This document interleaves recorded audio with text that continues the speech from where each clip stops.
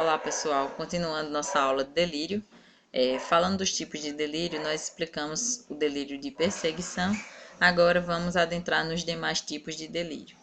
A gente tem o delírio de relação. O delírio de relação, ele se caracteriza pelo comportamento em que o psicótico ele passa a acreditar que tudo que existe está voltado para a pessoa dele, está relacionado para a pessoa dele, por isso o nome relação. Por exemplo, se ele escuta um determinado tipo de música, ele acredita que aquela música foi escrita para ele. Veja como isso até chega a ser engraçado. Normalmente a gente começa a dizer, essa cantora, vamos botar aí, a cantora aí tá no auge, a Marília Mendonça, essa música é minha, é a música da Dor de Cotovelo, essa música foi feita para mim. Então, a gente se identifica com aquela música, né? A gente acha que aquela música tem a ver com a nossa história de vida. A diferença na psicose é a questão do sentido literal das coisas. Né? O psicótico tem justamente essa característica de interpretar as coisas no sentido real e não no sentido subjetivo, metafórico. Inclusive, é uma característica da psicose a incapacidade de metaforizar. Né? Eles levam tudo ao pé da letra, tudo ao real. Então, quando ele diz, essa música foi feita para mim, é no sentido literal. Ele acha que realmente a música foi escrita a punho para ele. Então, às vezes ele está assistindo a televisão, ele está se comunicando aí com o apresentador, ele acha realmente que o apresentador está falando com ele, as pessoas estão apontando para ele. Tanto que lembra lá da Dora Aventureira, né? Onde as crianças nessa fase da imaginação aí começam a conversar com a personagem. Então, na psicose, a pessoa conversa como se fosse uma Dora Aventureira. Ela acha mesmo, ela se corresponde ali os personagens da televisão e acha que eles estão conversando com ela. Insultando, às vezes até se a pessoa ele vê apontando, ele acha que está apontando para ele.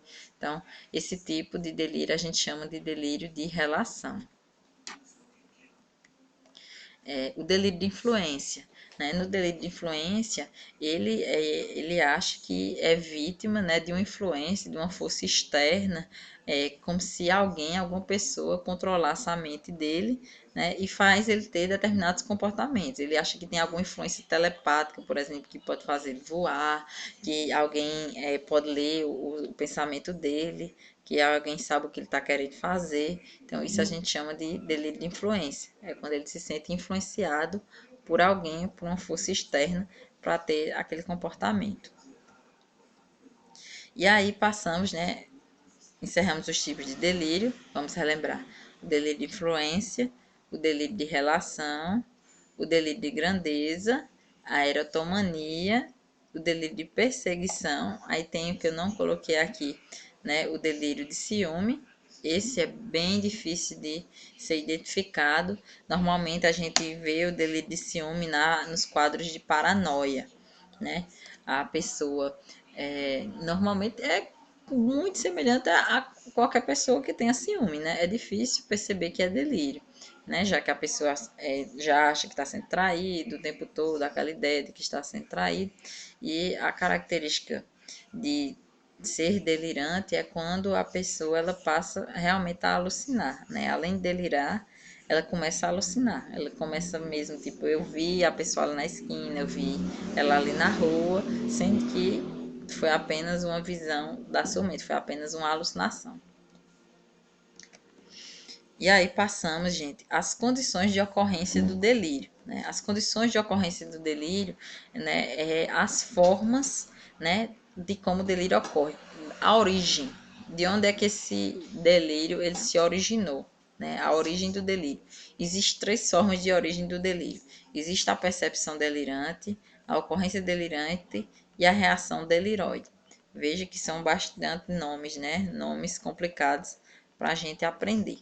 Mas vamos aí nos concentrar. Né? A percepção delirante é o seguinte: existe uma situação normal, real, aconteceu uma situação, e nessa situação a pessoa, o psicótico no caso, ele vai criar a própria versão, né? A versão que dele daquela situação. E essa versão que ele cria não é a versão verdadeira, a versão real. É uma versão cheia de delírios no meio, né? É uma versão que a gente chama de delirante.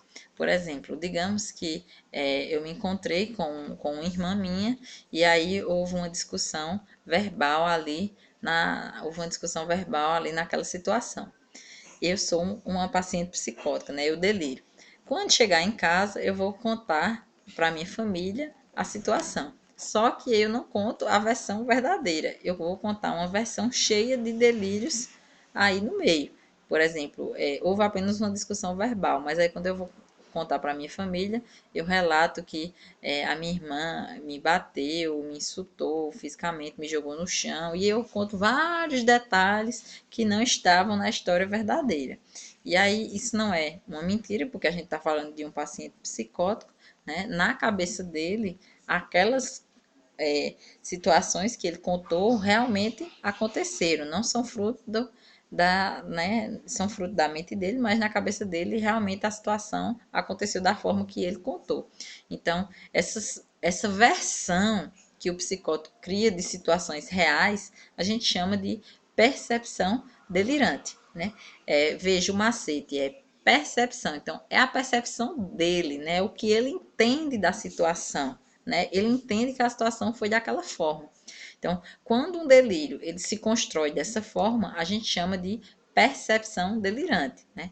Uma versão que o sujeito cria, é uma versão que é própria, uma versão que é da realidade dele, para situações que realmente aconteceram, com personagens, pessoas reais que realmente estão ali. Um exemplo aí na nossa prática, né, na prática de vocês, da percepção delirante.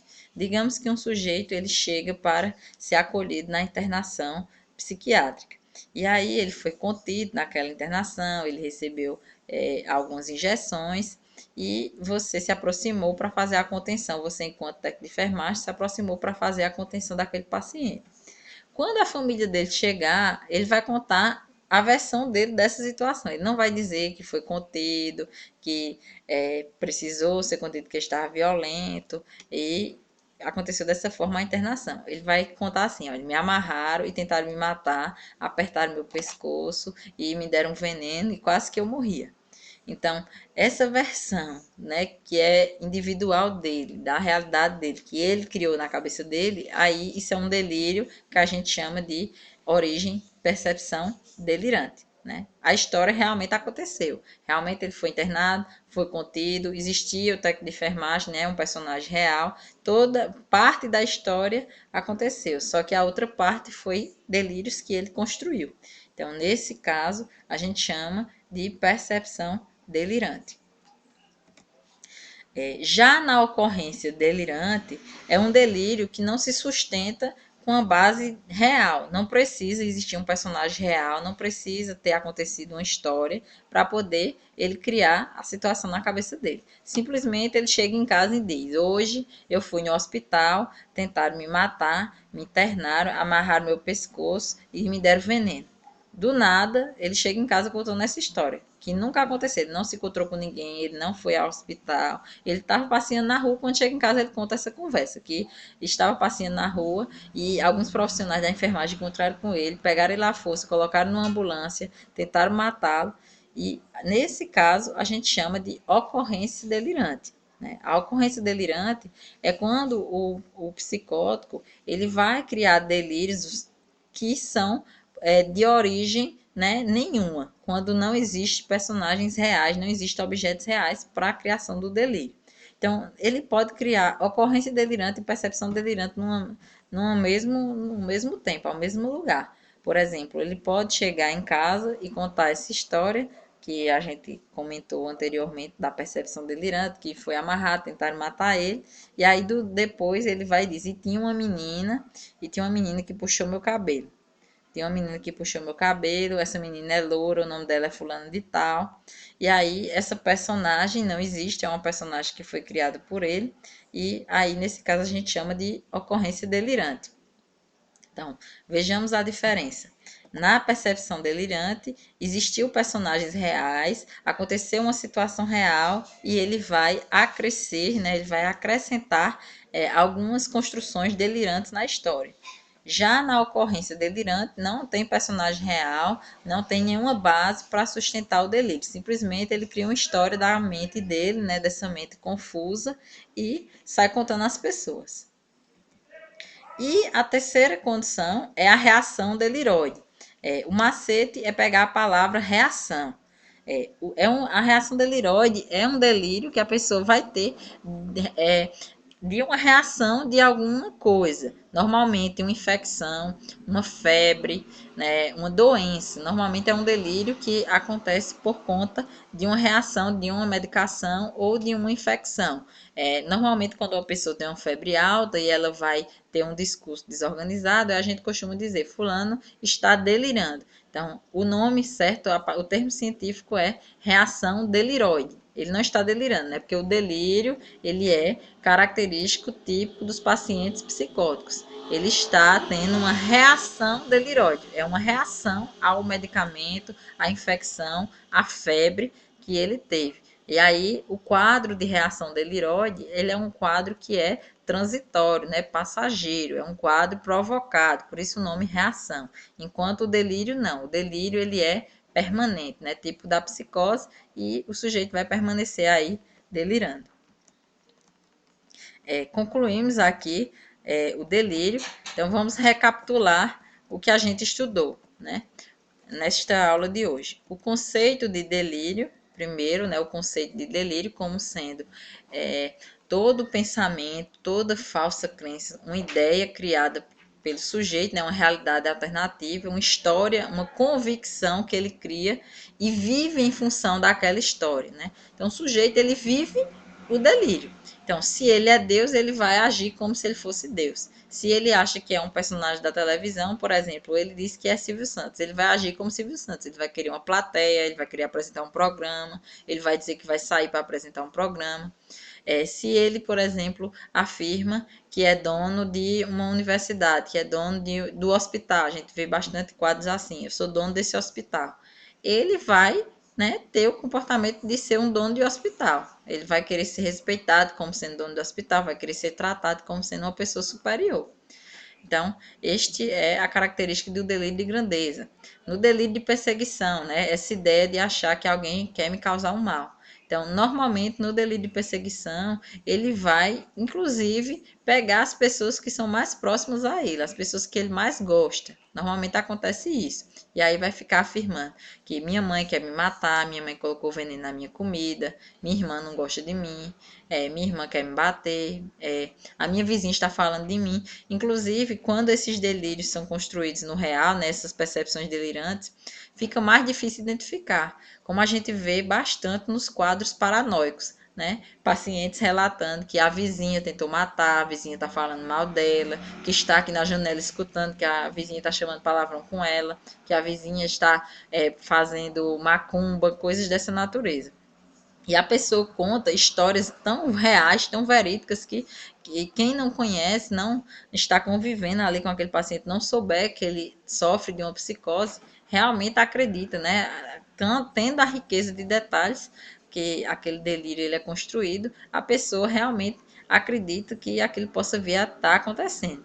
E às vezes nem é uma percepção delirante, às vezes é até uma ocorrência delirante, às vezes nem existe vizinha, não mora ninguém do lado, mas a pessoa afirma aí que está sendo perseguido. Aí a gente vai ter o delírio de relação, como eu falei anteriormente, né? Ele vai acreditar que as coisas que existem estão relacionadas à pessoa dele, né? Ele acredita que as pessoas estão produzindo músicas para ele, que os personagens da televisão estão conversando com ele.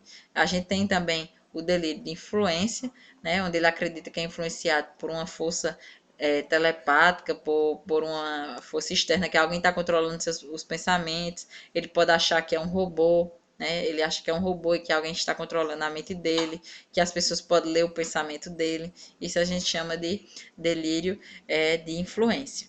E o delírio de ciúme, como eu falei, que ele é bem bastante realístico, né? A pessoa vai achar o tempo todo que está sendo traída, até que chegar um ponto que ela passa também a produzir alucinações, onde não só ela acha, como ela também começa a ver. Então, essa foi, né, a nossa aula de hoje falando sobre delírio. Até a próxima!